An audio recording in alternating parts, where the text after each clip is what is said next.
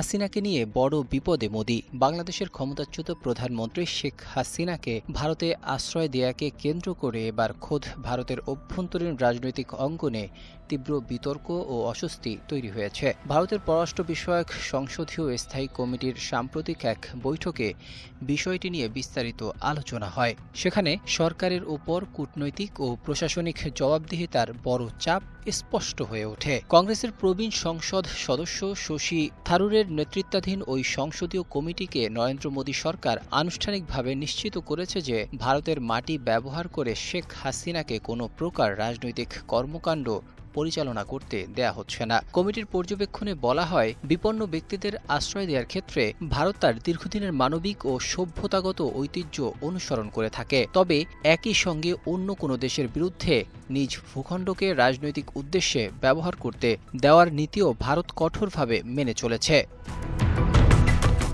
নগদ নিয়ে এলো হার না মানা হার অফার। সর্বনিম্ন 10,000 টাকা রেমিটেন্স নগদে পাঠালে থাকছে স্বর্ণের হার জেতার সুযোগ।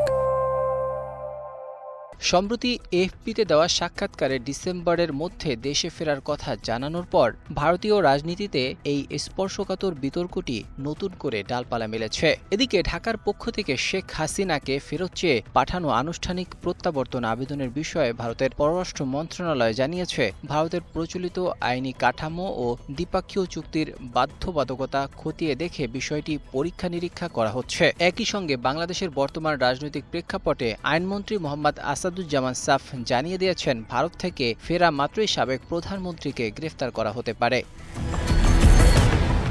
ভারতের সংসদীয় স্থায়ী কমিটি দিল্লিকে সতর্ক করে দিয়ে বলছে, দ্বিপাক্ষীয় সম্পর্কে যেন ক্ষতিকর প্রভাব না পড়ে তা সুনিশ্চিত করতে অত্যন্ত সংবেদনশীলতার সাথে পুরো পরিস্থিতি সামলাতে হবে। পাশাপাশি সাধারণ বাংলাদেশি নাগরিকদের জন্য ভিসা প্রদান দ্রুত স্বাভাবিক করার তাগিদ দেওয়া হয়েছে, যেন দুই দেশের জনগণের মনোভাব ক্ষুণ্ণ না হয়।